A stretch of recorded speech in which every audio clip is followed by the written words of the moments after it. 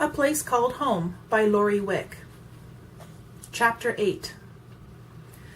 Morning found Maggie, Suzanne, and Christine all standing in Christine's room staring at each other. The two older women had entered the room and found Christine up, wrapped in a quilt and looking out the window. Some minutes went by before Suzanne broke the silence. She spoke as she transferred a bundle of clothes from her arms to the bed. "I'm Suzanne, Mark's wife." She paused, uncertain. This was not going at all as she had planned. "I brought you some clothes, but I don't think they're going to fit. I mean, you're welcome to them. They're mine, but—" She shrugged helplessly. A smile broke across Christine's face at Suzanne's attempt at tactfulness. She topped both of these women by a good 6 inches. Christine was still smiling when she spoke. "I appreciate your kindness and effort. It's hard to judge a person's height when she's in bed." Both women returned her smile with great relief, and the tension in the room evaporated. "Well now," Maggie spoke in her no-nonsense way, "we'll have to look for something else while you get your bath and have breakfast." Maggie handed the clothes back to Suzanne and stripped the bed. "Now, my dear, you sit back on the bed and I'll be up in a minute with your bath." Both women moved out the door. Christine was seated on the bed when Suzanne stepped back into the room. "You must think me terribly rude, Christine. I didn't even ask how you felt." Christine responded to the genuine concern she heard in Suzanne's voice. "I'm a little stiff, but I guess that's to be expected." The women exchanged smiles, and Suzanne moved out the door again. Christine knew a moment's embarrassment as Maggie assisted with washing her hair. The only person who had ever helped her was Mrs. Hall, but Maggie's efficient way soon had Christine at ease. Christine had just finished breakfast and was seated on the edge of the bed, wrapped in a sheet, when Suzanne returned. She handed Christine some undergarments. "Here, put these on and I'll help you with your hair." Christine opened her mouth to protest, but Suzanne had already turned away to hang the dress and move the chair in front of the mirror. Christine sat in silence, feeling a bit strange at having this woman, really a stranger, do her hair. But if the truth were known, her shoulder and arm were not up to it, so she was grateful. Suzanne worked in silence except for an occasional comment on how thick Christine's hair was or what a lovely color. Suzanne would have laughed to know Christine was admiring the shining blonde curls on her own head with a bit of envy. As Suzanne moved to Christine's side, Christine's eyes fell to her swollen stomach. She had made an effort not to stare, but she had been around so few women with babies that she was fascinated. Her cheeks burned as she raised her eyes and met Suzanne's, knowing she had been caught staring. "Do you like children?" Suzanne asked quietly. "Yes." The reply was just as quiet.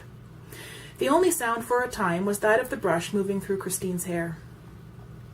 "Maggie may have told you that this is our second child. We have a little girl, Emily, who is with her Grandma M today. Mark has never said, but I'm sure he hopes for a boy. I guess most men want a son, but either way, we'll love and cherish this one too. Children are a special gift from the Lord." Christine was quiet for a moment, digesting Suzanne's last statement. Suzanne left her to her thoughts. "How old is Emily?" "She'll be 4 before the baby is born." "When is the baby due?" "About 7 weeks," Suzanne answered as she set the brush down. "But at this point it feels like 7 years." Suzanne turned and brought the dress over for Christine. "Here, try this for size." It was a beautiful dress, plum-colored, with small white flowers running through it. Christine looked down at herself and then in the mirror. It wasn't too short in the sleeves or the hem, and she was amazed. Her feelings must have shown because Suzanne laughed and said, "Mark has a sister about your height." The words were sobering for Christine, her pride reminding her that she did not even have money for clothes. The thought saddened her. Suzanne didn't seem to notice. "Put your shoes on and I'll show you the house." Suzanne led the way out and next door to Emily's room.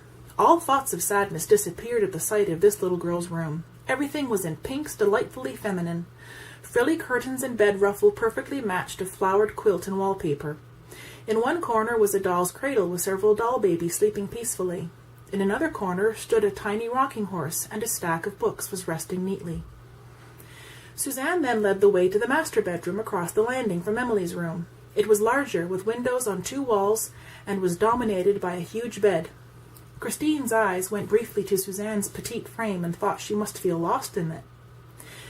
She had decorated the room in warm brown tones with a touch of rust and tan. Beautiful lace dollies donned the tables flanking the bed. Bookshelves near the windows were filled. Christine assumed they were medical journals. The room was warm and bright. Christine praised Suzanne's decorating style.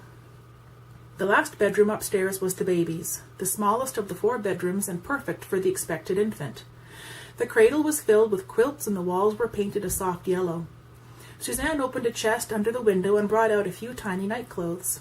Christine fingered the soft material, thinking of the 2 women she had known with babies. They really had been more acquaintances than friends. Descending the stairs put them in the entry by the front door. To one side of the entryway, Suzanne showed her a door, explaining that at one time it had been the parlor, but was now Mark's office. Opposite the office door and right off the entryway was the front door, but Suzanne led them down a back hall that ran along the stairs and took them to the kitchen. The kitchen was bright and perky. The cupboards were painted white and appeared spotless. There was an alcove holding a table and 4 chairs. The curtains, tablecloth, and fabric covering the pantry shelves were all red gingham. Another door, Suzanne said, opened to Maggie's bedroom. The massive stove and oven were shiny and clean, making Christine think that Suzanne certainly had enough to keep her busy.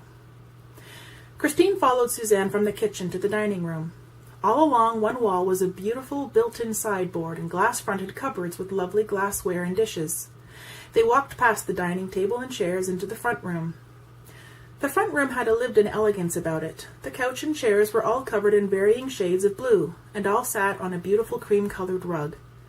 An upright piano sat near the stairs. Music opened, looking ready to be played. The piano, bookshelves, and tables were all in a dark wood. When Suzanne stopped, Christine told her how lovely she found the home. Suzanne smiled in her quiet way and suggested that Christine sit and rest a bit before lunch. More tired than she cared to admit, Christine simply thanked her and took a chair by the window. Suzanne took her leave to the kitchen, and Christine turned her attention to the street.